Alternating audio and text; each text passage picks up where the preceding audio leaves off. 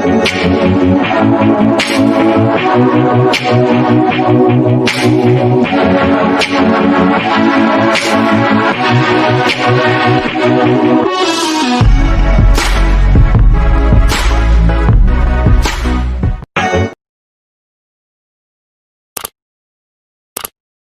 தெரியாத அன்பு உறவுகள் அனைவருக்கும் எனது இனிமையான வணக்கம்.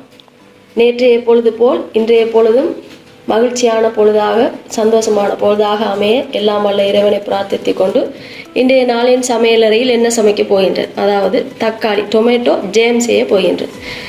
எப்படி செய்வதென்று பார்ப்போம். அதற்கு அவசியமான பொருட்கள்: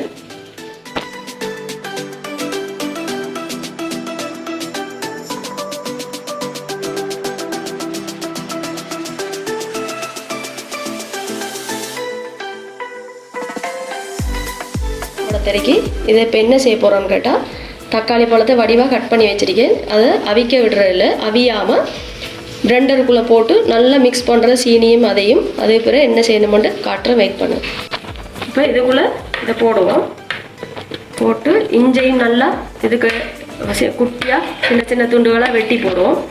வெட்டி போட்டு நல்லா சீனியோடு சேர்த்து இதை நல்லா மிக்ஸ் பண்ணணும். தண்ணி ஊற்றாமல் நல்லா இதாக்கணும். கொஞ்சம் இது சீனியை போட்டு இப்போ இதுக்கு எல்லாம் போட்டுட்டேன். இஞ்சி குட்டியாக வெட்டி போட்டிருக்கேன். இப்போ நாம் அடித்து இதாக்கி காட்டுறேன். நான் இப்போ பாருங்கள், நல்லா அரைப்பட்டுட்டு நல்லா இதாகிருக்கு. இப்போ இது இன்னொரு தரம் 2 தரம் அடித்து போட்டு வடிக்கணும். அதை வடித்து போட்டு நான் உங்களுக்கு காட்டுறேன், வெயிட் பண்ணுங்கள். இது இப்போ நல்லா அரைச்சி எடுத்துட்டேன்.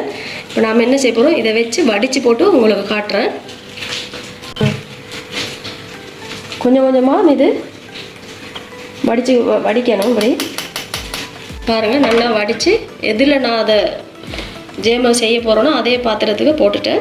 நான் இப்படி வடித்து எடுக்கணும். வடித்து எடுத்தால் அந்த வித்து எல்லாமே அரைப்பட்டு மீதம் இப்படி வரும்.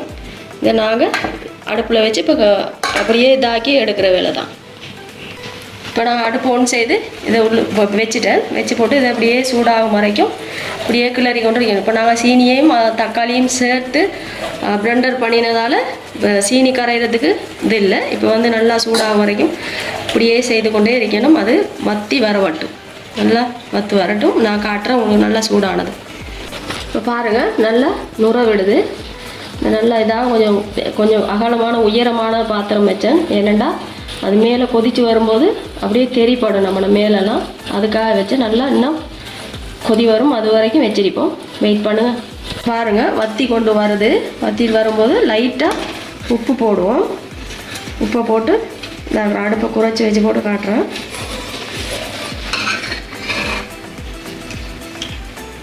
இந்த அளவு உப்பு கொஞ்சம் போடுவோம்.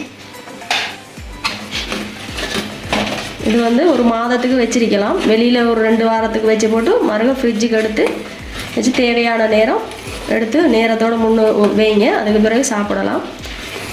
பானுக்கு, ரொட்டிக்கு, இப்படி எல்லாத்துக்கும் வச்சு சாப்பிடலாம். சோறுக்கும் வைக்கலாம், பிரியாணி சோறுக்கெல்லாம் வச்சு சாப்பிடலாம், நல்லா இருக்கும். இதை கொதிச்சு கொண்டு வரும்போது நான் எலுமிச்சை பழ சாறு சிறிதளவு போடணும். அது பிறகு மணத்துக்கு இதை எடுத்து வச்சுருக்கேன். உங்களுக்கு சொன்னேன், கருவாப்பட்டை, அது லேசாக இந்த அளவு போடணும். ஒரு சிட்டிகை அப்படின்னு சொல்லுவாங்க, அந்த அளவு போட்டால் போதும். அது போட்டால் இன்னும் நல்லா கருத்த நிறமாக நல்லா ஜேம் வந்து நல்லா மணக்கும். அடுப்பை நான் இப்போ பெரிய கொதியாக வந்த பிறகு அது பிறகு அடுப்பை குறைச்சி வச்சுருக்கேன். குறைச்சி வச்சு இனி 10 வரைக்கும் மிதிப்போம். அது பிறகு என்ன நடக்கும்னு பார்ப்போம், காத்துருங்க. பாருங்கள், என்ன வடிவான நிறமாக வருதுன்னு பாருங்கள். இங்கே சிட்டிகளில் வேங்குற மாதிரி ஜேம் வந்து இப்படி வருது. இன்னும் நல்லா திக்காக வரணும், அப்படியே திக்காக திரண்டு வரணும், இன்னும் வத்தணும். சுட்டு தான் வரும். இப்போ என்ன எலும்பிச்சை பழ சாறை ஊற்ற போகிறோம். போதும். இப்போ நல்லா கிளறுவோம். இன்னும் கிளறி வத்தி வரும்போது நான் உங்களுக்கு காட்டுறேன், வெயிட் பண்ணுங்கள். பாருங்கள், என்ன நிறம் மாறிக்கிட்டு வடிவான நிறம் மாறிக்கி இன்னும் வத்தணும். நல்லா வத்தி வரும்போது நல்ல ஒரு மணம் வருது. இப்போ என்னென்னா அந்த கருவாப்பட்டை வந்து வறுத்து பொடி செய்து போட்டிருக்கேன். நல்லா மணக்கிறதுக்காக வச்சு தக்காளியில் மட்டும் வெறுமனே செய்தால் நல்லா இருக்கா. சில பேர் நெய் மட்டும் ஊற்றி செய்வாங்க, நெய்யும் உப்பும் போட்டு செய்வாங்க. நான் இந்த மாதிரி மெத்தடில் தான் செய்வேன். நான் 3 மாதத்துக்கு வச்சுக்கணும். ஏன்னா நான் வெளியில் வைக்க மாட்டேன். 2 வாரத்துக்கு வெளியில் வைப்பேன். அதுக்கு பிறகு ஃப்ரிட்ஜுக்கு எடுத்து வச்சிருவேன். பாருங்கள் ஜேம் வந்து வடிவாக ரெடியாகி வருது. இந்த இப்படி தண்ணி மாதிரி ஊற்றக்கூடாது, விட்டு விட்டு விழணும். அப்படி விட்டு விட்டு விழணும். தெரியும் தானே, நாம் இந்த கடைகளில் வேங்கும் போது அந்த ஜேம் எப்படி இருக்க மாட்டேன் அந்த மாதிரி இது வரும். இது நல்லா இன்னும் அடுப்பை ஃபுல்லாக இதை குறைச்சி வச்சு போட்டு இதை அப்படியே செய்து கொண்டே இருக்கணும். சரியான இதே மாதிரி நீங்களும் விட்ட செய்து பாருங்கள் எப்படி வருதுண்டு. தக்காளி ஜேம் டொமேட்டோ சோஸ் சூப்பராக இருக்கும். பிள்ளைகளுக்கு விருப்பமானது இது. இப்போ சரியாகிட்டு நாங்கள் அடுப்பை ஆஃப் செய்ய போகிறோம். பாருங்கள் எப்படி இருக்கேன். நல்லா சூடு ஆறின பிறகு உங்களுக்கு இன்னும் இப்படி வரும்.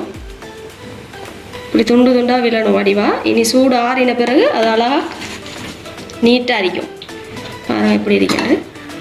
பாத்திரம் நல்லா சூடாக அரிக்கி கொஞ்சம் ஆறின பிறகு உங்களுக்கு காட்டுறேன், வெயிட் பண்ணுங்கள். இப்போ வந்து நல்லா சூடு ஆறிட்டு பாருங்கள் இவ்வளோ வடிவாக அரிக்கேன். இப்போ நாங்கள் வந்து குட்டி டிஷ்ஷுக்கு போட்டு வைப்போம். உங்களுக்கு அலங்கரித்து காட்டுறதுக்காக இது இப்படி நான் எடுக்கேன். இப்போ பாருங்கள் என்ன வடிவாக செய்துட்டேன். இப்படி வடிவாரிக்க இது மாதிரி நீங்களும் செய்து பாருங்கள். எனக்கு அதிகம் லைக் செய்யுங்க, சப்ஸ்கிரைப் பண்ணுங்கள். எனக்கு சப்போர்ட் பண்ணுற முகம் தெரியாத உறவுகள் எல்லோருக்கும் எனக்கு மகிழ்ச்சியான நன்றிகளை தெரிவித்துக்கொள்கிறேன். இன்னும் எனக்கு சப்ஸ்கிரைப் தாங்க, கருத்துக்கள் சொல்லுங்கள். நாளைய தினம் நல்ல ஒரு சமையலோடு அல்லது இந்த மாதிரி ஒரு டிஷ்ஷோடு உங்களை சந்திக்கும் வரை விடைபெற்று கொள்ளும் நாள் நஸ்னானியாஸ். அஸ்ஸலாமு அலைக்கும்.